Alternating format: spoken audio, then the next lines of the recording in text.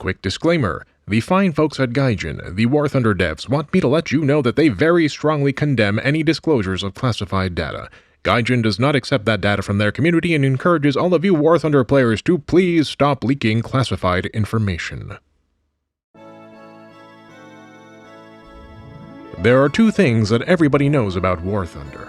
The first is that it is an exciting free-to-play multiplayer vehicular combat game with a penchant for realism, and the second is that War Thunder players have a penchant for leaking state secrets. Given that it is a military combat game, it is only natural that War Thunder might attract military types in possession of said state secrets. In 2020, for example, in the midst of the COVID quarantines, the defense industry publication Task and Purpose reported that the U.S. 1st Cavalry Division tankers were using War Thunder for quote-unquote training, after determining that War Thunder best met their needs amongst all the game's competitors. As if the U.S. 1st Cavalry hadn't already been training on War Thunder all day, griefing newbie lobbies with their premium Russian T-35s. In any case, just as how everybody knows two things about War Thunder, anyone who has ever spent time with military types knows two things about them. The first is that military types love to blow stuff up, and the second is that they love to argue about blowing stuff up. So the answer to the question, why do War Thunder players leak classified information, should be obvious then, right, Mooney? Military types love to argue, and their desire to be right overcomes their sense of duty, love for their country, and common sense. But it's not that simple, and you wouldn't be here watching this video if you thought it was. There have been 16 independent incidents involving military technical data removal on the War Thunder forums, starting as far back as July 14, 2021, when classified documents of a currently in-service British tank were leaked and subsequently removed. The question then is, why War Thunder? There are other vehicular combat sims, there are other games with tanks and guns. What makes War Thunder such a lightning rod for classified information leaks? The answer is more complicated than you might think. It's not just about War Thunder's realism nor the unique way in which its devs balance the game. It's not just about try-hard military types wanting their country's plane or tank to be the best.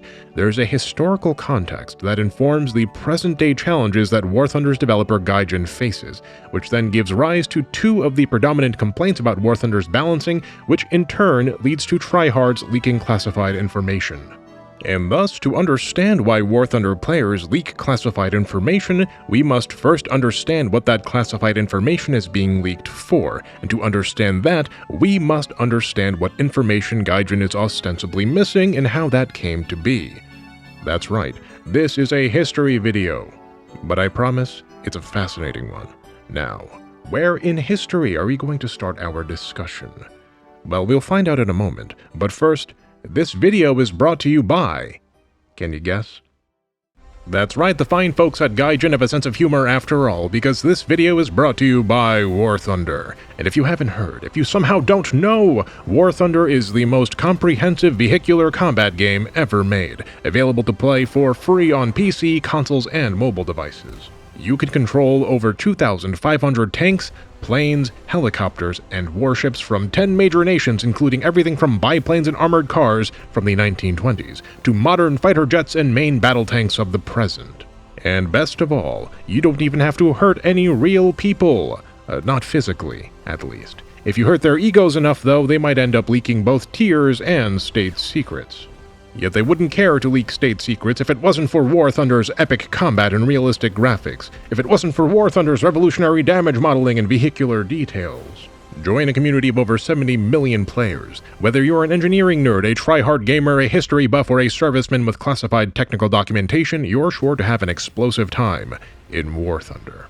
It's a game so good that some gamers are willing to risk jail time just to argue about it, and you can try War Thunder on PC, PlayStation, Xbox, or mobile devices today by going to the links in my description or pinned comment.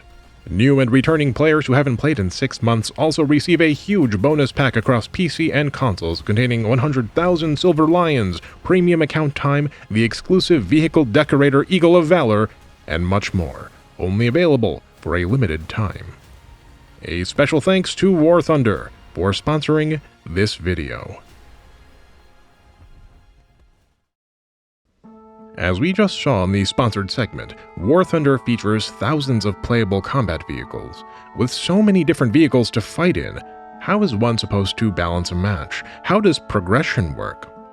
Well, War Thunder manages its progression and its balancing by separating combat vehicles by both country of origin and arbitrary tier. We'll get into why vehicles are tiered instead of matched chronologically later in the video, but for now let's look at War Thunder's 10 playable countries. There are 2 outliers in Sweden and Israel, 2 states known for their contemporary military industry. The rest of the countries are the major allies and Axis powers of World War II. Germany, Italy, and Japan for the Axis, and China, the United States, Great Britain, France, and the Soviet Union for the Allies. If you're a War Thunder player, let me ask you this. Out of all of these playable countries, which one gets complained about the most? Which one gets called imbalanced the most often? There's a whole term for it in the War Thunder community. Russian bias. Wooden planes coated in magical stellinium that are stronger than steel. Pub-stomping invincible death machine tanks with futuristic sloped armor and perfect build quality while their Axis counterparts receive penalties for late war supply problems. Now, one could point the finger at Gaijin and say, it's because Gaijin has its origins in Russia. Of course, the Russian devs would overpower their own country's vehicles. But here's a fun fact. The Russian community of War Thunder generally believes that the American and German vehicles are imbalanced, that Gaijin, to cater to its far wealthier Western players, is making Western vehicles stronger to appeal to their sense of nationalism.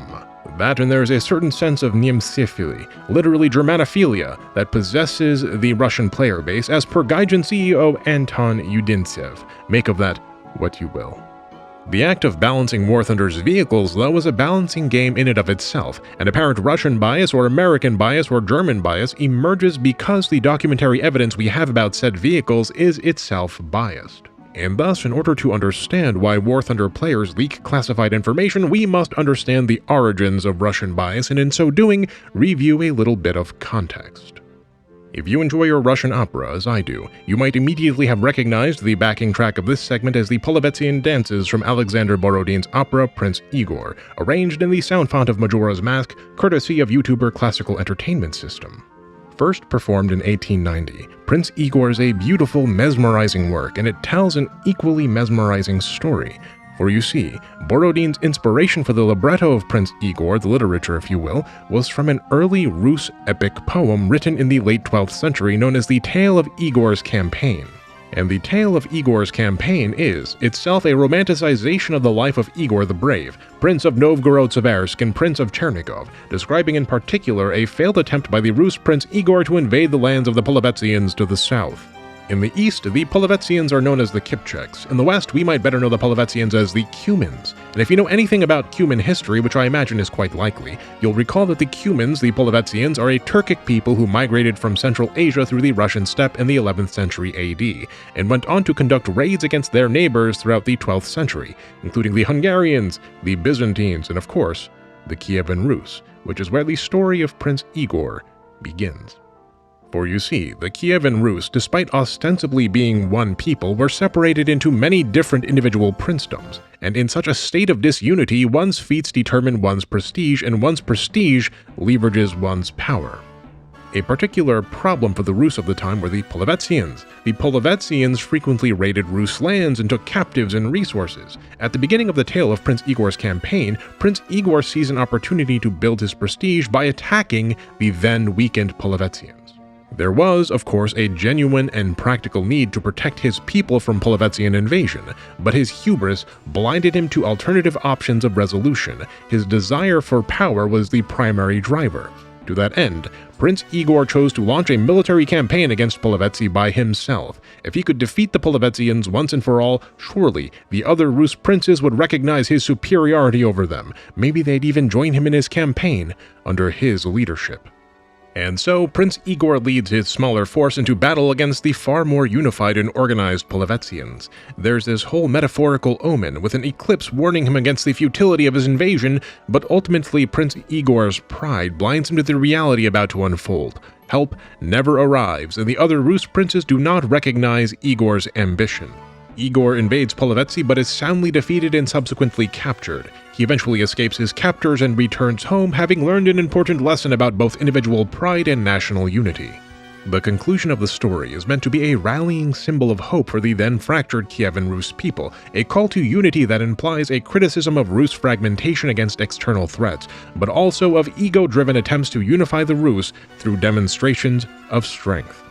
It's a tale literally as old as Russian history, and it is perhaps unfortunately a lesson that the Russian people both know very well and yet somehow continue to encounter.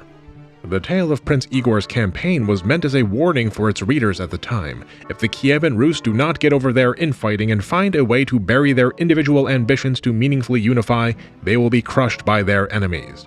An ostensibly weaker but more organized and unified enemy will prevail over an ostensibly stronger but disorganized and infighting Rus. Yet, an attempt to unify by hubris will end in disaster. The tale proved to be quite prophetic, for just a half-century later, in and around early 1230 AD, the Mongols invaded the Polovtsians. Some of the Polovtsians joined the Mongols and others resisted. The resistance reached out to the Rus, who chose to help, but the disunity of the Rus princes once again reared its ugly head, the lessons of Prince Igor having not been properly learned. The Mongols, learning of the impending assistance of the Rus, sent emissaries to the princes offering peace. The Mongols had done nothing to the Rus and did not want conflict. But the Rus were not a unified state like the Mongols, and while some Rus princes were keen on peace, others believed quite arrogantly that they could defeat the Mongols on their own. Pride and ambition blinded them to their faults. And so, instead of accepting the peaceful overtures of the Mongols, some amongst the Rus responded by murdering the Mongolian ambassadors and pressing on with their military campaign, which, as you might imagine, outraged the Mongols. You can imagine what happened next. After 9 long days, the combined Rus and Cuman armies were completely annihilated. In battle, the disorganization of the Rus once again proved to be their downfall. Princes clashed with princes over conflicting orders and argued over individual dreams of glory, even as the Mongols swept their numerically superior armies away. The Polovtsians were conquered thereafter, and the Polovtsian state was torn asunder. Many of the Polovtsi ended up in Hungary and Bulgaria. The rest remained in their ethnic lands, where they eventually rose to a position of dominance in the Golden Horde. There isn't a distinct Polovtsian ethnic group anymore, but their descendants, the Crimean Tatars, remain in the very lands that Prince Igor once invaded, in the country of Ukraine. But what of the Rus? Well, the Mongols remembered both the treachery and disorganization of the Rus princes. The Rus rejected their peaceful overture and at the same time proved themselves to be paper tigers, not the mighty threat that they appeared to be on the surface. And thus, when the Mongols waged war against the Rus, once again, the disunity and fragmentation of the Rus saw princes fighting and arguing amongst other princes, even as the Mongols tore their princedoms asunder. The final result was the prophetic fulfillment of the tale of Prince Igor. The Rus were conquered and subjugated by the Mongols for over 2 centuries, laying the groundwork perhaps for a cycle of Russian history that continues to this very day. Now look, this is all just a quick summary of events. This is the minimal necessary context. Mongol subjugation, for example, wasn't some blanket phenomenon. The Mongols took direct control over some Rus territories but allowed other Rus princes to keep some autonomy, and yet extracted tribute in other areas in lieu of annexation. These nuances, while fascinating, are outside of the scope of this video. The important takeaway is this: the Russian past informs the Russian present, and the Russian present thereby informs the realities of War Thunder, the expectations of its player base, and, as we will see, its balancing. Now, we are often taught in the West that history moves in a straight line from beginning to end. You are born, you live, you die. The country rises, the country stagnates, the country falls. But in the East, one is taught that history occurs in cycles. The empire long divided must unite, long united must divide. Thus it has always been.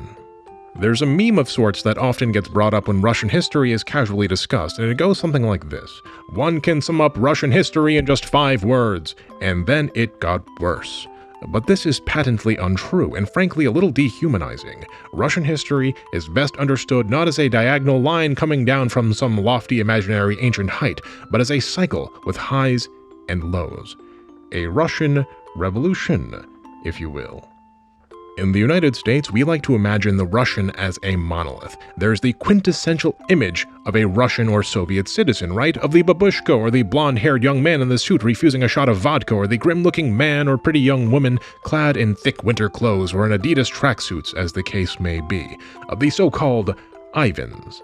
But the truth of the matter is that Russia, and really the entire Slavic Eurasian sphere as a whole, is an extremely diverse place. It has been this way since the days of the Kievan Rus, which was composed of Slavs, Varangians, Finnic and Urgic peoples, and eventually Turks. To this day, the state we know of as the Russian Federation is more decentralized than I think many Westerners might expect, though admittedly that has, in recent years, begun to shift. The population of present-day Russia is primarily Russian, but even that term is complicated and involves many moving parts. It's like a siphonophore, like a Portuguese man of war, where there are many little minorities that make up the Russian identity. That aside, there are the Tatars and Bashkirs, there are the Sunni Islamic Chechens in Chechnya, and the Siberian Yakuts, there are Buryats and Mordvins and Tuvans. I could go on and on. Russia is very large, very diverse, and it has always been this way. As such, one of the consistent threads of Russian history is the struggle to confederate, to unify. And just to be clear, I'm not trying to justify the execution of this desire to unify. We are merely trying to understand the motives. I bring all of this up because understanding the cycle of Russian history is necessary to understand why it is so difficult to balance War Thunder, which in turn is necessary to understand why players leak classified documents on the War Thunder forums. Now, in very short and extremely simplified form, there is a sort of Russian cycle of history that occurs in 3 stages. A pattern, if you will. For the sake of this video, we'll call these 3 stages centralization, crisis, and authoritarian rollback. These stages can thereby be separated into 6 phases. Mobilization, which leads to stabilization, which leads to stagnation, which leads to crisis, which sometimes gives rise to a brief 7th stage of liberalization, but which collapses into authoritarian rollback and then finally into state breakdown before returning to mobilization. And in the midst of that cycle, decisions are made that seem nonsensical unless one observes those decisions from the civilizational goal of both centralization and defense against the external invader. Consider, for example, the unification and liberation of Russia under Ivan III, better known as Ivan the Great. It was Ivan the Great who annexed his neighboring principalities, including the wealthy Republic of Novgorod, to form the prototypical centralized Russian state. And it was this annexation and rising power that allowed Ivan the Great to end the tributary status of the Rus towards the Golden Horde. The state was further centralized under a new collection of laws known as the Sudebnik of 1497, which gave this new unified Russian state a centralized and universally applicable body of law. The state is mobilized and centralized, and Russia rises to become an emergent regional power in Europe. Ivan the Great's successor was his son, Vasily III, who continued his father's policies in stabilizing the state. To that end, Vasily annexed the last of the autonomous Rus provinces, continued to centralize the state and pull power away from the boyars, the nobles, and generally avoided large-scale conflicts. But just as Vasily III's reign brought stabilization, so too did it open the door to stagnation. Vasily's continuing centralization anchored the still powerful boyars who began to plot against him. He continued to leverage territorial expansion as a means of stabilizing the state through an influx of new resources and lands, while not paying attention to that most Europa Universalis of all problems, overextension. The state's administrative capabilities were reaching a limit, even as the government continued to centralize, and Vasily III did not introduce any significant reforms to curtail the stagnation that had crept into Russia, which in turn sets the stage for crisis. After a reign of only 30 years, Vasily III dies from an infected abscess in his right hip, and the crown passes to his son, Ivan IV, better known as Ivan the Terrible, at the age of merely 3. Ivan's mother, Elena Glinskaya, acted as a regent, a ruler in the place of the young boy, until she too died in 1538, a victim, potentially, of poisoning. The regency then passed between feuding boyar families, fighting over power and resources where once they may not have but for the continuing centralization of Vasily III.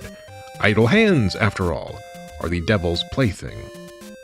And yet, when Ivan the Terrible took the crown in 1547 at the age of 16, the first thing on his agenda was centralization, authoritarian rollback. Ivan the Terrible was crowned not as a grand prince as his father had been, but as Tsar of all Russia. A title given ostensibly for unity, but actually for ego. He pushed onwards thereafter, seizing Russian land from the boyars and putting it under direct ownership of the crown, in a policy known as the Oprichnina, a policy which also introduced the first secret police force, the Oprichniki, in Russian history. Ivan continued to expand Russia's territory as well, defeating the Tatar Khanates of Kazan and Astrakhan. Yet when Ivan turned Russia's attention towards conquering Livonia, Russia was defeated by a coalition of Poland, Lithuania, Sweden, and Denmark-Norway. He thought himself invincible, and he made the same mistake that Prince Igor did so many years ago, when he sought out to conquer Polovtsi. In so doing, the Russian state was stretched to its administrative and economic limit, and Ivan the Terrible had centralized the government so much that he had become the central pillar of the state. But no man lives forever, and when the central pillar toppled, so too did the entirety of the state. For you see, Ivan the Terrible had killed his firstborn son, the son he groomed to be heir, in a fit of rage, and thus all that remained was Ivan's other son Feodor, who was called Sickly, and who had very little interest in politics. Thus, there was a massive vacuum of power in the wake of Ivan the Terrible, larger than before, and the boyars, long deprived of power, rushed in to fight over the newfound resource. Fyodor I dies in 1598 without an heir, leaving an even greater vacuum with the end of the Rurikid dynasty. One of the boyars, Boris Godunov, is elected Tsar, but discontent and famine are ravaging Russia, and the people see Godunov as illegitimate. The crisis then manifests itself fully, as the state collapses into the so-called Time of Troubles. The Smutnoye Vremya, which features peasant uprisings, foreign invasion, widespread famine, a war amongst pretenders, and more. The state completely collapses into the final phase of the final stage, state breakdown. The anarchy of the Time of Troubles comes to an end only with the election and accession of Michael I in 1613, the first Tsar of the Romanov dynasty. He mobilized a shattered Russia and ended the Ingrian War with Sweden, ceding territory in exchange for recognition from Sweden of his rightful rule over Russia. He mobilized the Russians instead towards the less politically contentious conquest of Siberia, and slowly the state began to stabilize once more. But even if you have no knowledge of Russian history whatsoever, you may yet recognize the name of Michael I's dynasty, the House of Romanov. For you see, the cycle is not over, it has merely begun anew. The early Romanovs centralized the state from the point of decentralized anarchy to stabilization. They mobilized Russia to expand into Siberia. They passed reforms that stabilized the country, like enforcing serfdom, which is to say, forcibly tying peasants permanently to their land. And yet, these same reforms open the door to stagnation. Serfdom creates a deeply unequal society where the privileges of the nobility are entrenched and serfs live in increasing hardship. We see some attempts at reform by Peter the Great, but it is for naught as he, as his predecessors, continues to centralize state power. And finally, the stagnation explodes into crisis. Russia, once again, has fought an external war and once again has strained its resources and morale to a breaking point. The state is once again too centralized, and the Romanovs begin to buckle under the weight of their responsibilities. Crisis emerges. You might be familiar with the Decemberists, and no, I don't mean the when we arrive sons and daughters Decemberists, I mean the Decemberist revolt, a revolution of disillusioned aristocrats and officers in the wake of the Napoleonic Wars, which was put down with brutality, censorship, and repression.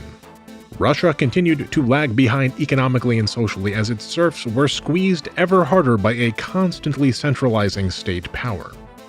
And when the Romanovs attempted to stabilize a near breaking point Russia in that age-old tradition of expanding territory, they underestimated their weakness and disunity, invading Crimea and losing to a coalition of the Ottoman Empire, France, the UK, and Sardinia-Piedmont, despite a nearly 2-to-1 numerical advantage in favor of the Russians. The Romanovs under Alexander II tried to reform the state by emancipating the serfs, but it is not nearly enough. The serfs were still burdened with redemption payments. They remained serfs in every respect but title. Here we see an instance of liberalization, but it's simply too little and too late. Alexander II is assassinated in 1881 by revolutionaries. His successor, Alexander III, attempts to centralize the state further, enacting highly reactionary policies, cultural Russification, and repression, even as the economy begins to industrialize and modernize. We then have the humiliation of Russia in the Russo-Japanese War, and then World War I, and then finally we end with the plot of the 1997 American animated musical historical fantasy film Anastasia, the lyrics to Rasputin by Boney M., and of course, the Russian Revolution.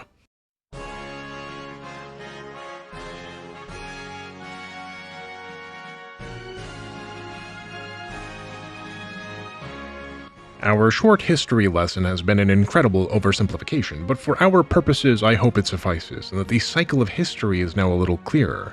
The Russian Revolution was, in hindsight, a revolution not only of the people, but of the cycle. The breakdown of the state gives way to mobilization, to the military communism period, into the new economic policy.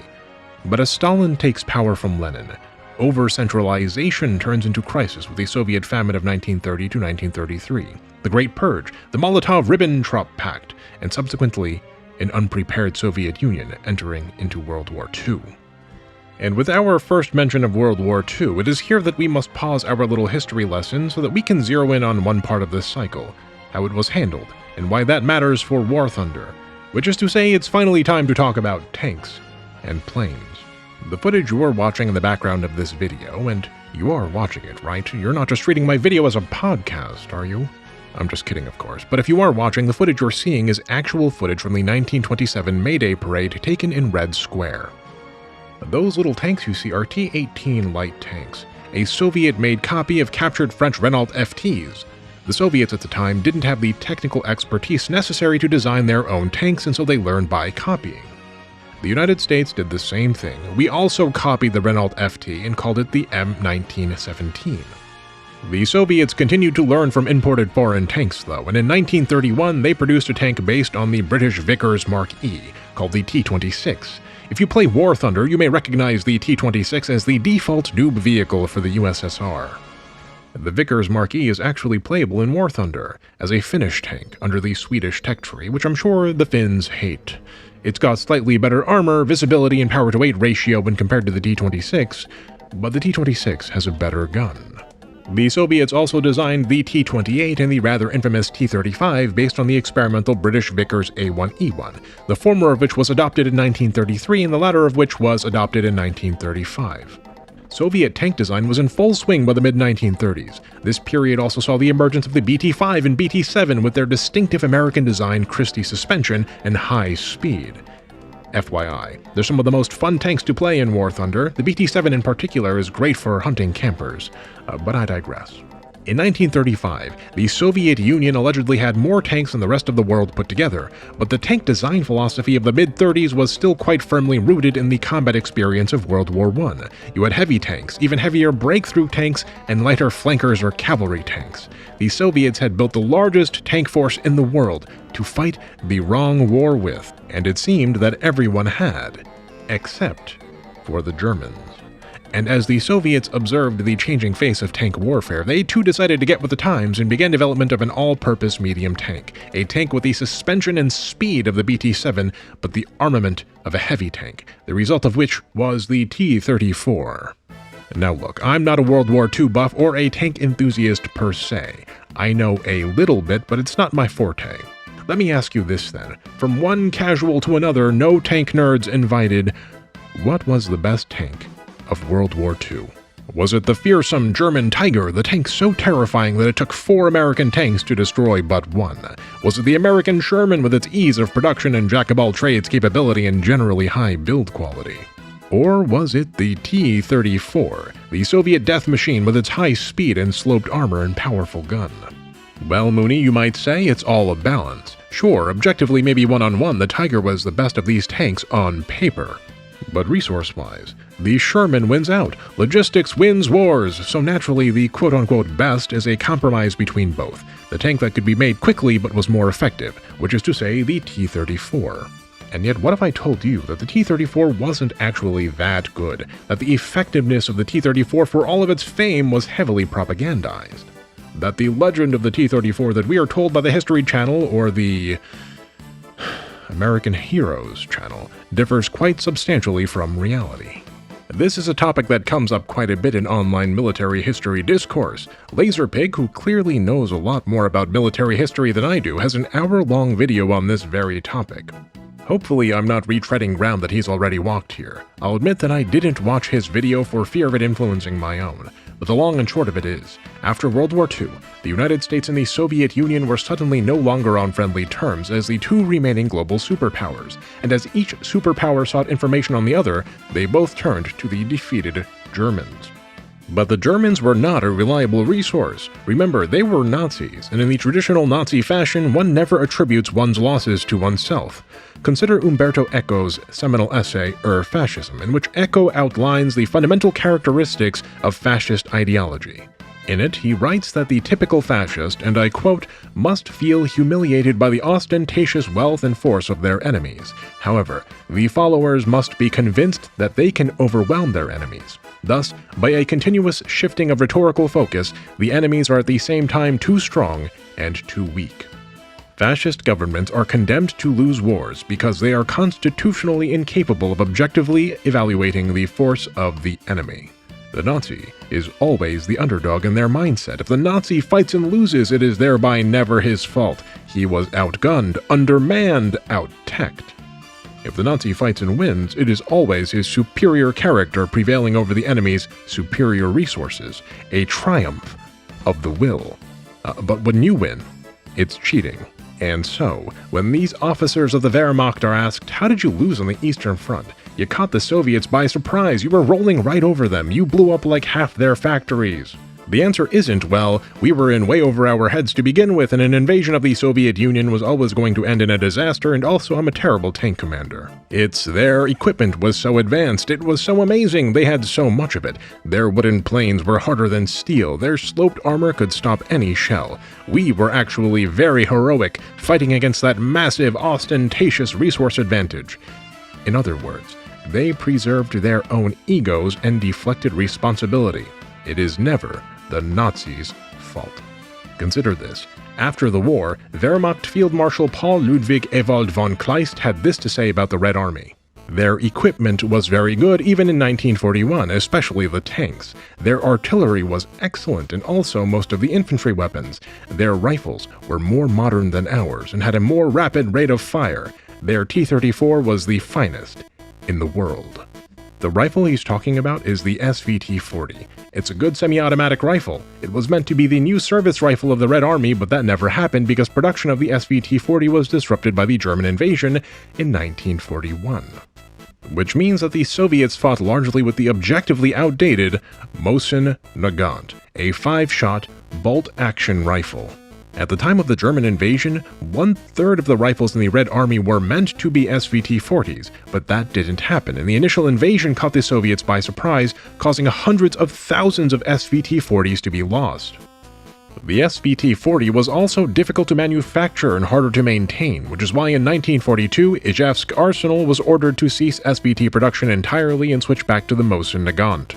Only 70,000 SVT-40s were produced in the year 1940, which was the year the SVT-40 was first produced, hence the name, and a year prior to the German invasion. Altogether, 1.6 million SVT-40s were produced in total throughout the war. But you want to know how many Mosin Nagants were produced?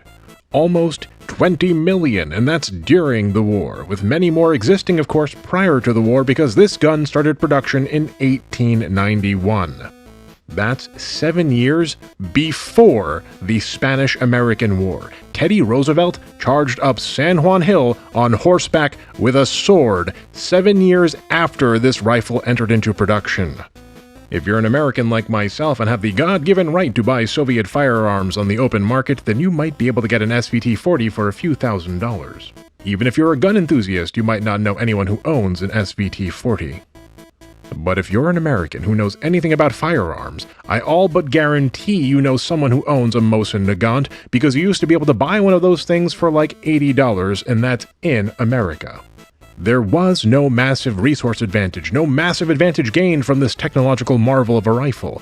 The Soviets even recognized that and ditched it. But the fascist cannot accept responsibility for his failings. That is fundamental to their nature. Going back to von Kleist, consider that he is talking about the resource and technological superiority of an army that at times barely had uniforms or ammunition for its soldiers.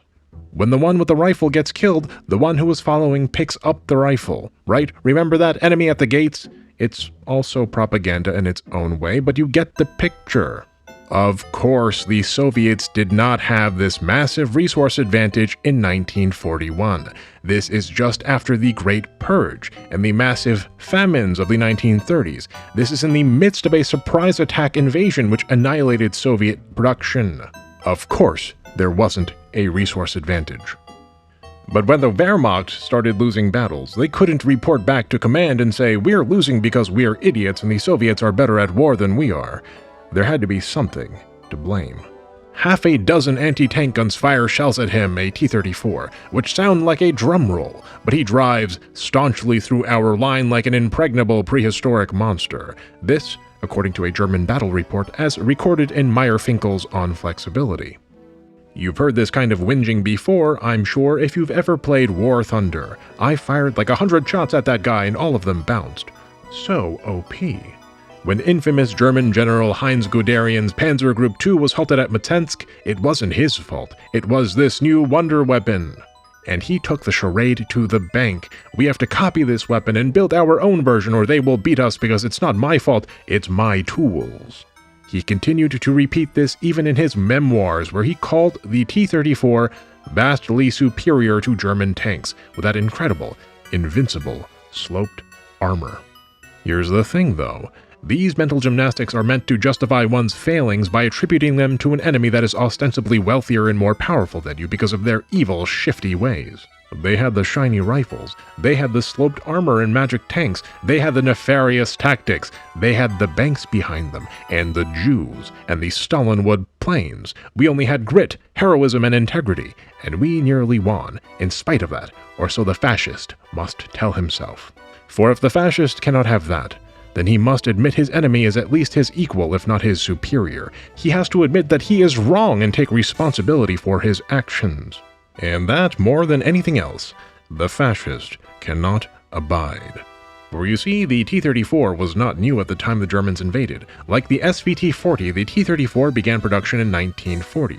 They were already being produced and used when Operation Barbarossa began. We even have records of such engagements. During the Battle of Brody in June of 1941, the Germans engaged a force of 3,500 Soviet tanks with 750 of their own. Of those 3,500 Soviet tanks, 443 were T-34s and KV-1s. Of the German tanks, only 355 were armed with cannons 50mm or larger, meaning there were more allegedly impenetrable T-34s and KV-1s than the Germans had cannons that could pierce them.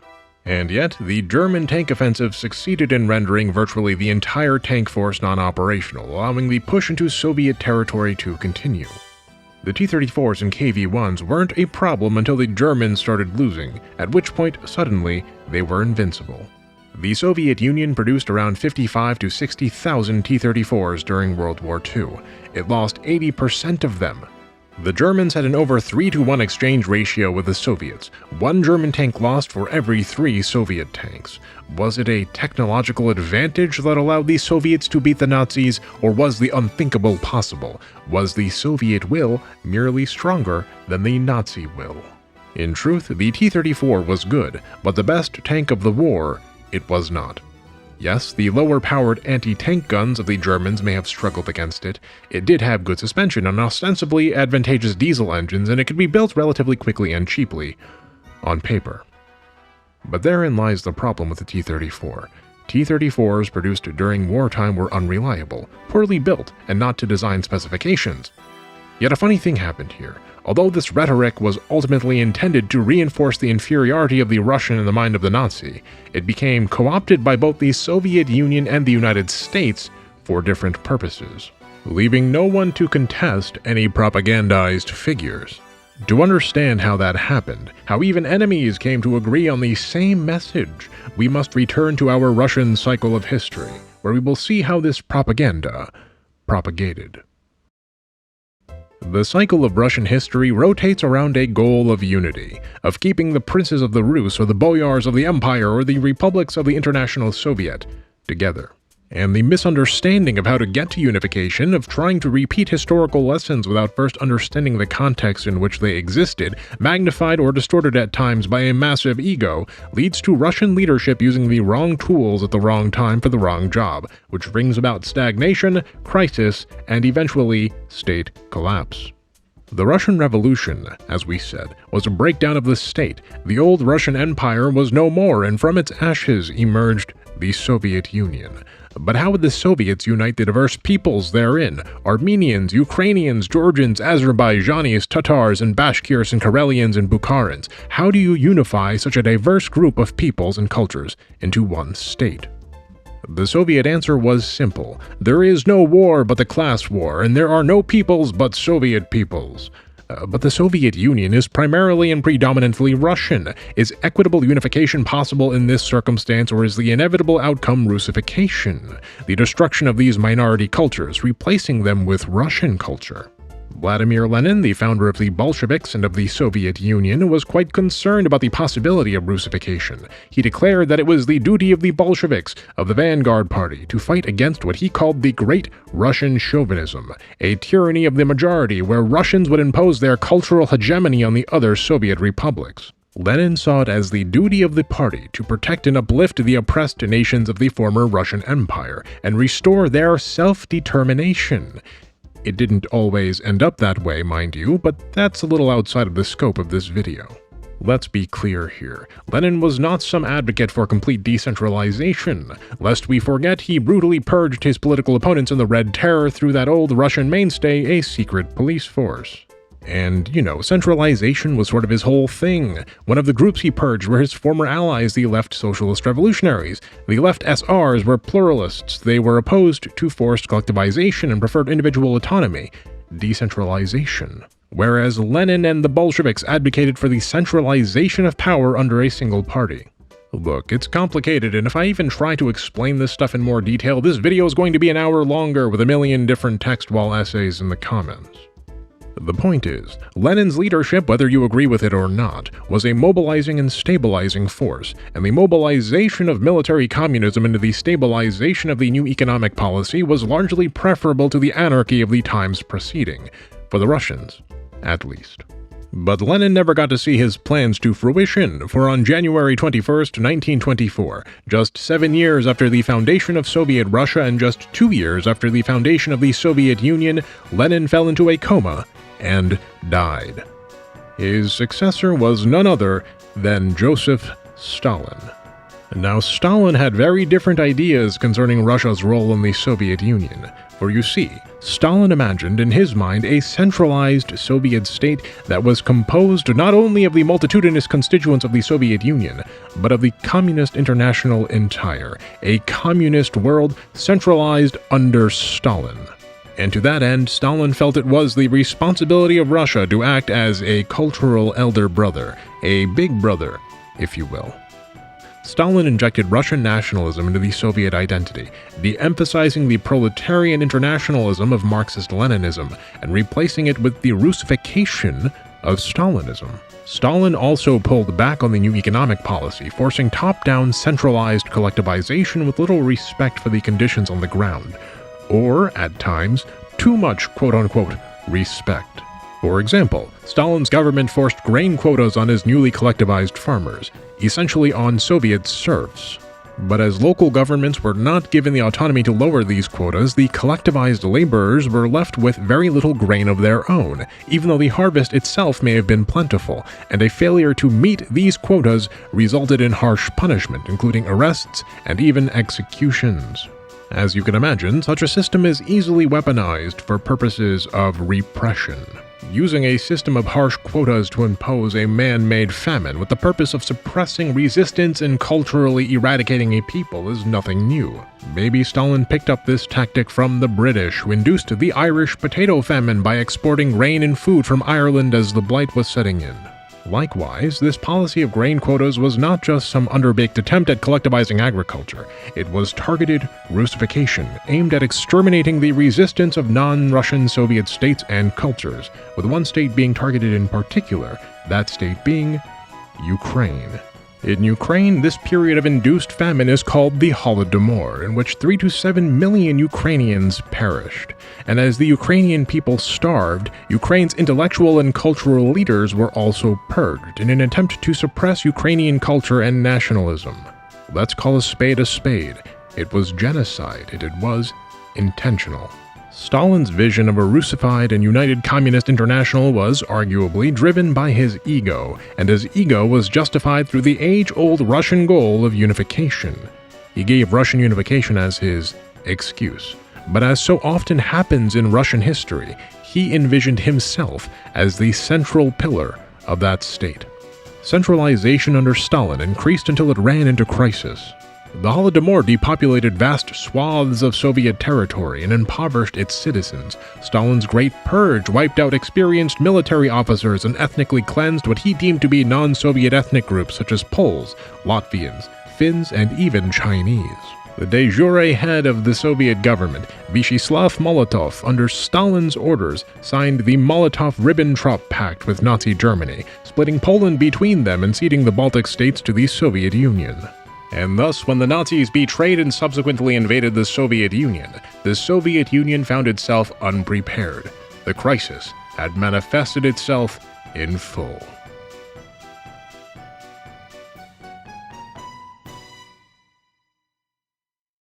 In most countries, the Second World War is called, well, the Second World War, World War II. But in the Soviet Union and present-day Russia, the war has a very different name. They call it the Great Patriotic War.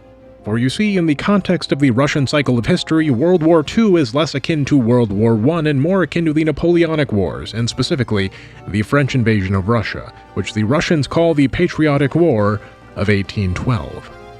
Okay, but why the Great Patriotic War? Why this association? Well, as we saw, Stalin's goals relied on the Russification of the Soviet Union, but it's hard to take a Georgian or a Chechen or a Ukrainian, beat them up, and tell them that they have to be Russian now. As we've seen so often in history, they'll revolt and you either lose the revolution and thereby the people, or you push so hard that there aren't any Georgians or Ukrainians left. Thus, what Stalin did was to take the Russian identity and repackage it as a wider Soviet identity, to make Russian nationalism more palatable. This policy under Stalin became known as Soviet patriotism. A further complication arises, though. The state adapts Soviet patriotism as an ideological unifier, but Stalin's ultra-centralization of the state means that the power of the state is still vested exclusively in him. The result is, as we've seen before with princes and boyars alike, Stalin's generals and officers have to tiptoe around him. Failure is met with harsh punishment, and thus failures and weakness goes unreported. Victories and strength justify Stalin's leadership and powers the engine of Soviet patriotism. Thus, these victories get signal boosted, the propaganda thereby writes itself, and objectivity goes out the window. The final result is a distorted accounting of reality. The numbers are bent to look better than they are, lest you end up purged. Which brings us back to the T-34. It is, as we stated, a good tank, but it has become mythologized as not only a good tank, but the best tank ever.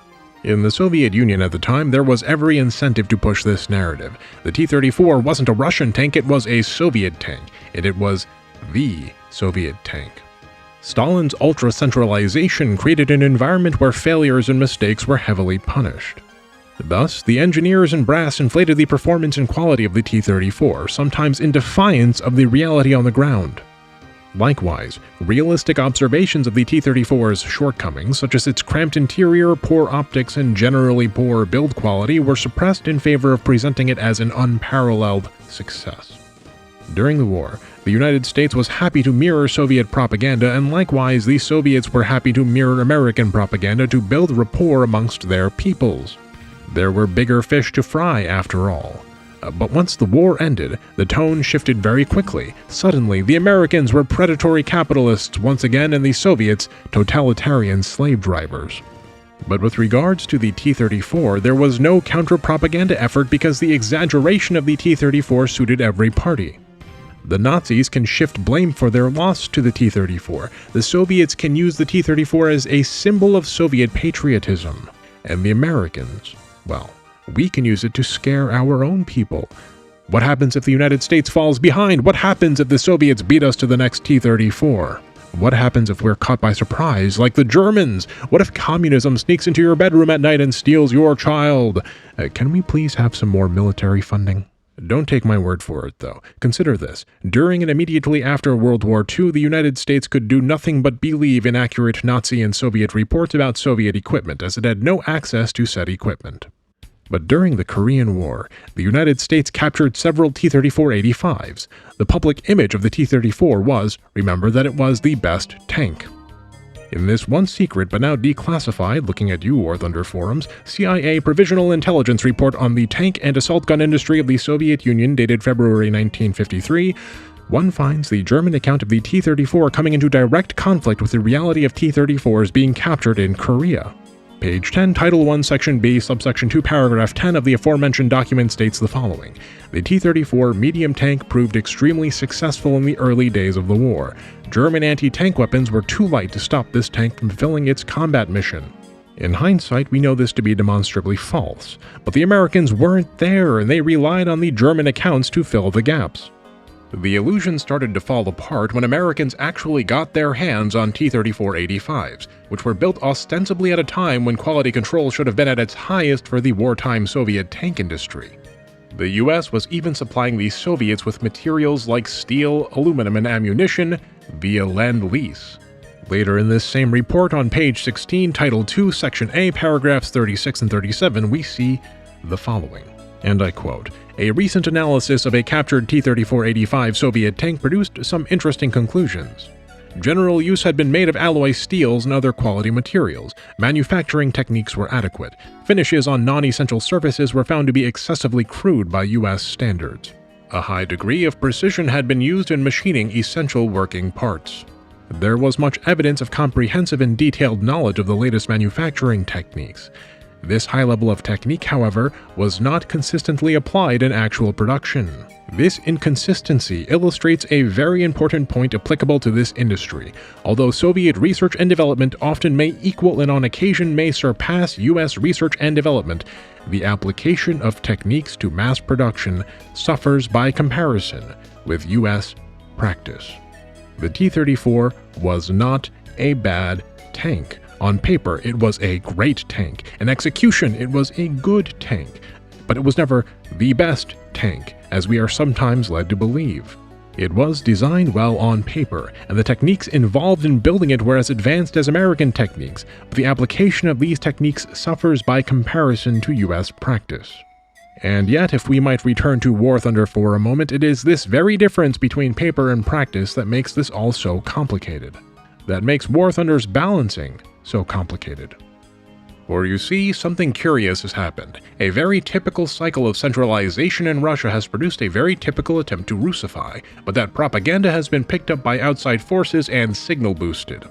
Every other point of propaganda the Soviet Union produces has counter-propaganda from the United States and its allies. Even the objectively incredible achievements of the Soviet Union during the space race are downplayed, with the US declaring unilateral victory after landing on the moon.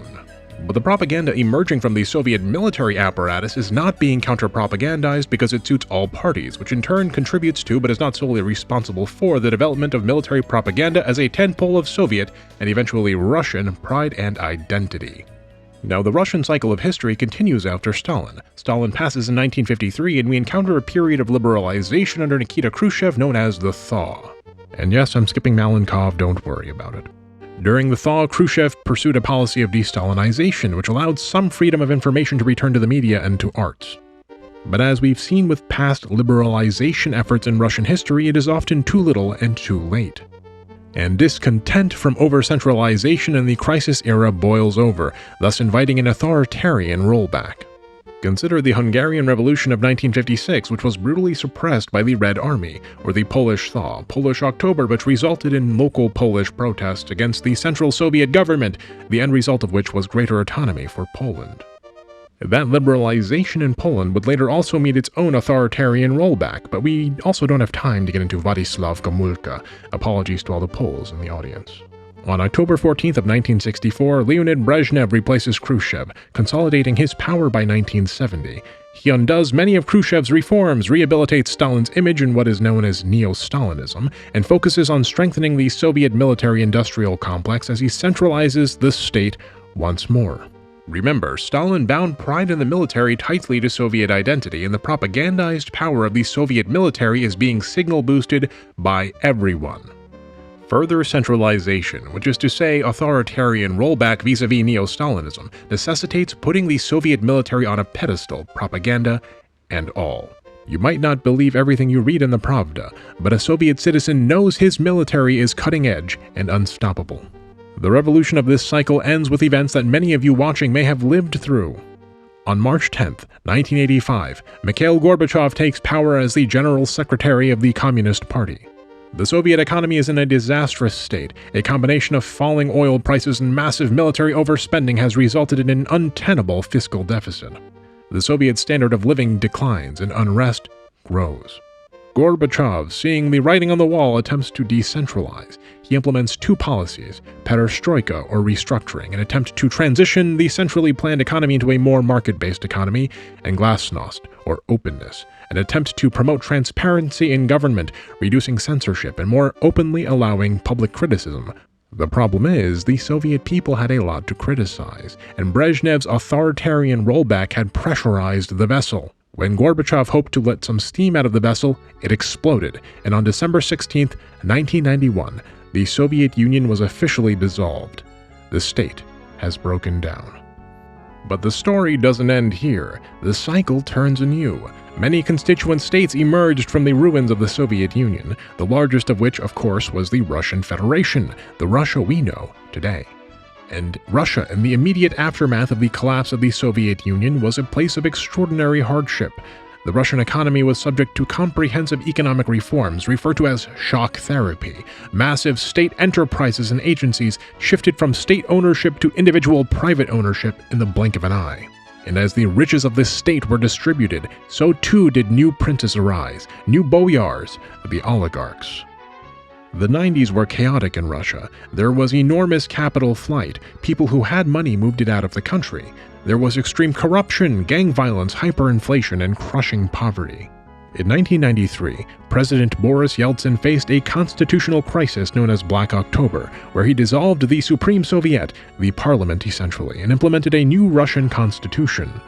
He basically staged a coup, and in so doing, anywhere from dozens to hundreds of people were killed. But the state breakdown period would soon approach its end, for on December 31st, 1999, President Yeltsin resigned, and in his place he appointed his chosen successor, Vladimir Putin. The Russian state mobilizes and stabilizes. High oil prices and a promise of a stable country of opportunity brings in foreign investment. Putin claims he wants cooperation with the West. Germany buys its oil from Russia. The United States sees a new partner for business instead of a rival. All the while, Putin consolidates and centralizes power, weakening regional governors and strengthening himself.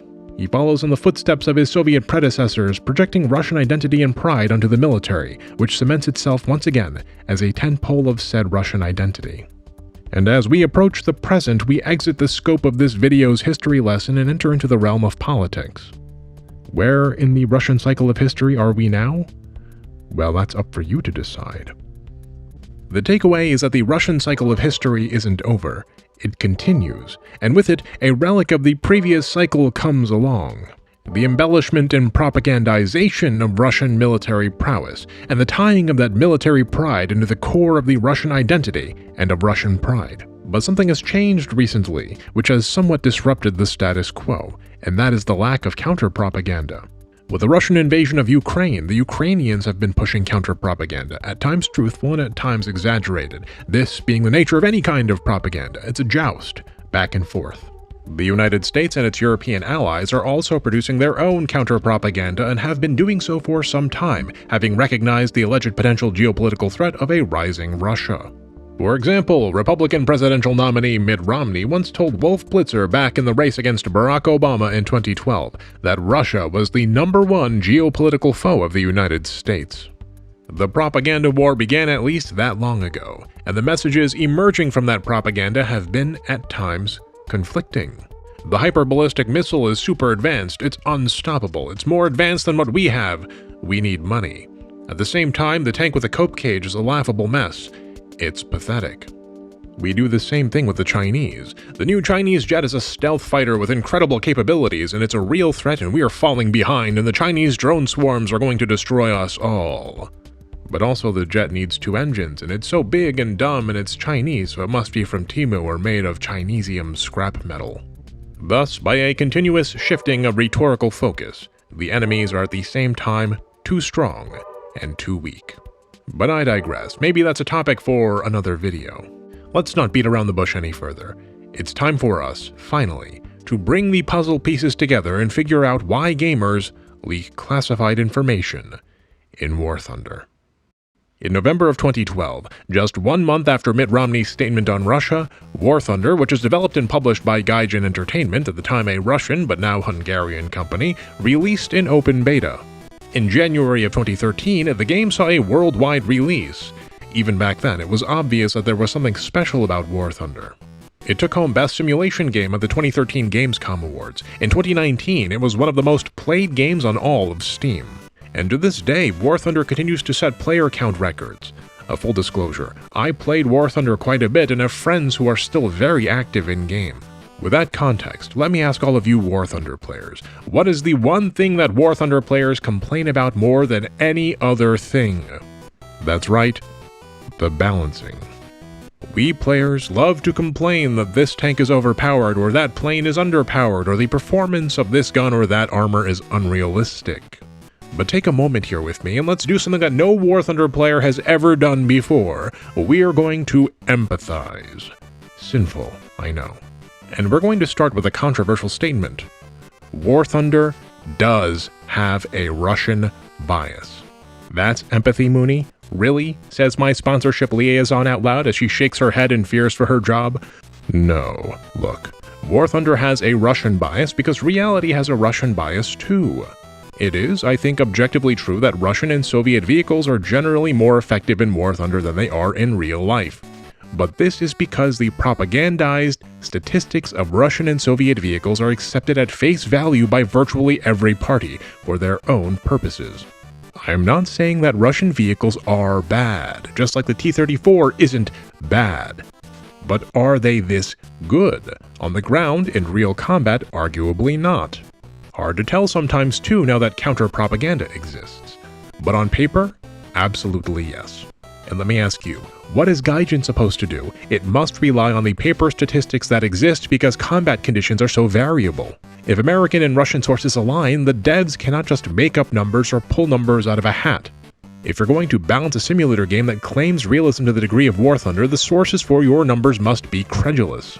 As such, even if everyone knows in their heart of hearts that a number isn't accurate, if on paper even the rivals agree, then the paper has it. Let's look at a different but often talked about tank in War Thunder, the Tiger II. It's a balancing nightmare. It's subject to propagandized reports by Soviets and Americans in both directions. It's slow and unwieldy, it broke down in mud, it was a logistical nightmare, it was heavy and ponderous. Or maybe it had a great suspension system and it was faster than a Panther. It depends. In the late war, the Germans lost access to molybdenum, thus weakening the armor of the Tiger II. This is modeled in War Thunder, which is not a surprise given War Thunder's attention to detail. But then, why aren't the T-34's production inadequacies modeled? Because the information is conflicting due to the propagandistic incentives we've already discussed. The Soviets didn't report on it, the Germans didn't admit it, and the Americans, despite having later discovered this was the case, suppressed it. Gaijin isn't blind to this problem, and they are very aware that Western players observe these discrepancies as a Russian bias. Their solution to this problem of reality is to balance in tiers called battle rating or BR. The information conflicts and there isn't enough objective trustworthy source material to rely on for balancing. As such, the solution is that balancing is generally reality agnostic. The performance of players and vehicles ultimately determines the tier in which those vehicles are placed. No documentary analysis is necessary. Right? But herein arises another problem. Remember, the award that War Thunder took home at the 2013 Gamescom Awards was the Best Simulation Game. War Thunder is devoted to realistic vehicular combat, modeling everything from armor thickness to crew. The realistic combat of War Thunder means that historical accuracy cannot be entirely ignored in favor of strict tiers, because there is only so much anachronism and fantasy that the player base can stand. The battle rating system allows matchups for arcade and realistic battles where you can play against vehicles one tier above or below you. As such, you could find yourself in a realistic battle match where you're flying a BR 9.7 British Hawker Hunter F6 with a max speed of 1,148 km per hour to intercept a BR 10.7 Soviet Su-17 M2 with a max speed that is nearly twice your own at 2,232 km per hour. Or for that matter, a BR 6.7 propeller-driven Spitfire against the jet-powered F-80 Shooting Star in MiG-9. The discrepancy is almost certainly a result of player outcome, but how much higher can you push the tier of the Spitfire because of the superiority of British players until you're flying a World War II propeller plane against jet fighters that saw combat during the Vietnam War? The Supermarine Swift F1 is battle rating 8.3. If it had a single incremental increase to 8.7, you could end up flying a plane built in 1954 against the Chinese Nanshan Q5L, which was developed in the early 2000s. As such, no matter how much Gaijin might prefer to do their balancing pursuant to actual player statistics, the performance of players works against the numbers. Wereaboos can be so bad at video games that it defies reality and fantasy alike. I shouldn't be doing this well, but I am, so what gives? Well, I noticed a pattern while I was playing the Jumbo. Tigers made up the vast majority of tanks I came up against, and whenever I came up against something that wasn't a Tiger, I usually died. Why? Because Tiger players are absolutely brain dead. Remember, fascists never blame themselves for their failings and thus are never able to improve upon their errors. As such, they can somehow down-tier their jet fighters so hard that you have Wunderwaffe Messerschmitt Me-262s fighting against and losing to prototype Soviet Su-6s that were so bad back in 1941 that they never even entered into production. And thus, we sometimes see accusations of German bias by Russian and even sometimes American or European players. If you're Gaijin then, what is the solution?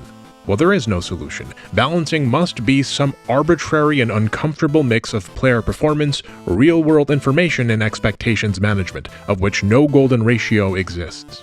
You need to use biased, real-world information to create the initial models and tune the vehicle. You need player performance to place the vehicle in a fair battle rating. But you also need to manage expectations and sometimes balance contrary to player performance and at times even reality, or the player base will get upset. The real world isn't fair, but War Thunder as a competitive game by nature must at least try to be. Which brings us then to classified information. Let's say you're a player. You've been playing War Thunder for a long time, and so you're fighting in the most advanced vehicles available. The modern tanks in battle rating 10 and up. You've invested a lot of time and money into the game. War Thunder is important to you. Let's also say by coincidence that you're a tank commander and the tank you pilot, the one you love more than your wife and know like the back of your hand, is the Challenger 2. Now, there's a lot written about the Challenger 2, but what has been written for the world to see and what you know to be the truth are two different things. So you take your Challenger 2, an arguably rather unfairly maligned tank in real life, into War Thunder's realistic and simulator battles, and you're having fun. But something isn't right. There are aspects of the model that aren't as you know them to be. You're getting penetrated in places you shouldn't be, given the ammo you've been hit by. And in your mind, that's both unrealistic and unfair. How do you effect a change? Well, you could go on the forums and argue and try to pressure an expectations management change, perhaps. This is a balance change that occurs pursuant to player expectations. If enough players demand something, it gets adjusted for fear of immense player backlash, absent any other considerations. Now, anyone who has ever played any game that requires balancing knows that players try to pressure expectations management changes quite often. But any dev knows that expectations management changes should be rare and utilized only if absolutely necessary, lest you create an entitled player base who thinks they can bully you into ruining your own game. The War Thunder forums are chock full of attempts to argue balancing changes pursuant to expectations management, but nobody in a position of power reads those arguments because if they did, they'd not only never have time to eat, drink, or sleep, they'd also end up just making people mad no matter what they implemented. So if you're the tank commander, what else can you do? Well, you can also affect balance by playing so badly that the vehicle gets moved in battle rating, but that's not something you can affect alone, and really it shouldn't be this way anyhow. In our hypothetical, the vehicle is effective, it's just modeled wrong. Thus, you are left with only one way to affect change, and that is by presenting what you know in the form of objective evidence.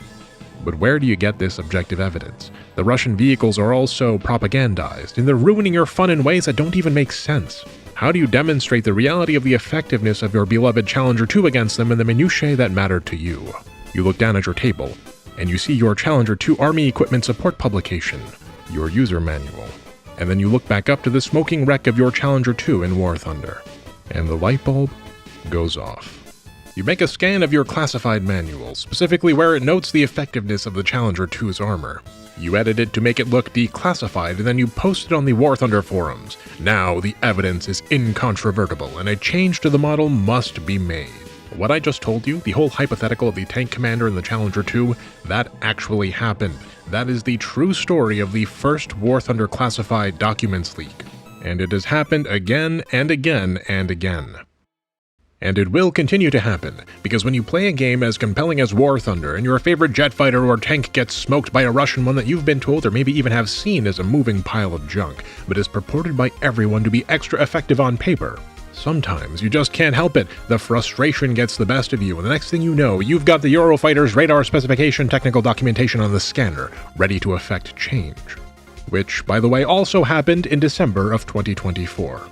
Now, Gaijin has made it very clear that classified documents will not ever be used to balance their game. They made me disclaim that to you in the intro to this video, and yet a lot of these leakers will tell themselves that if Gaijin doesn't use their classified info to balance, the exposure of this classified info to the public will change enough opinions that an expectations management change might be forthcoming. Which, to my knowledge, has never happened and likely never will. Anyone with reason could see why Gaijin making an expectations management change built on a classified document leak is a terrible idea. Consider the precedent you set for other classified document leakers. But these leaks never came from a place of reason to begin with, and thus I anticipate that just like Russian history, the War Thunder cycle of leaking state secrets will continue for as long as there is a War Thunder. This video was a love letter to Russian history as much as it was about War Thunder, or classified documents. I know that I give a lot of context, which might sometimes seem unnecessary, but understanding is a journey and not merely a destination. If you paid attention to the video and digested it, you now have an understanding of not just War Thunder or its classified document leaks, but also an introductory understanding to the history of an entire peoples, and how the cycle of Russian history continues to influence and shed light upon the behaviors of Russian leadership to this very day. I understand as well that it might be a bit controversial to make a video on Russian history in light of the ongoing war in Ukraine. I try to keep present-day politics out of the videos, but at times we have no choice but to approach this subject. I've alluded to my personal stance on the conflict throughout this video, and if you watched my videos in the past, you know that I'm quite critical of war. That said, I fear that being too pointed about my stance may deter certain viewers who might otherwise take something positive away from this video. I hope then that you will forgive me my discretion. The Russian cycle of history is not a prophecy, it's not a certainty, it is merely a pattern. And this pattern, like any we see in history, can be broken. But that depends on you. In any case, Russian history, present-day reality, and War Thunder have come together to create a perfect storm, an environment that is ripe for heated arguments about tiny details, and subsequently for classified document leaks. And as each new tank or plane releases to rapturous applause and jeering sneers, as War Thunder continues to break player count records, as the Russian cycle of history churns ever forward, I can only foresee yet more classified document leaks on the War Thunder forums in the future. A cycle of behavior that will continue to occur, much to the chagrin and consternation of Gaijin. I've been your host, Mooney.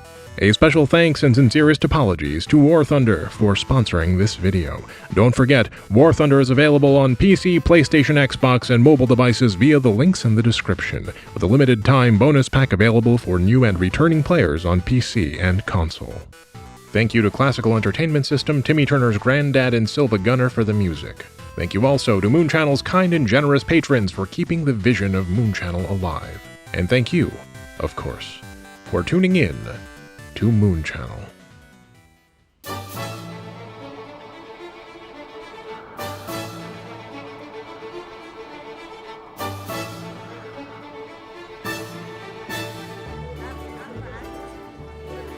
Это Горбачев.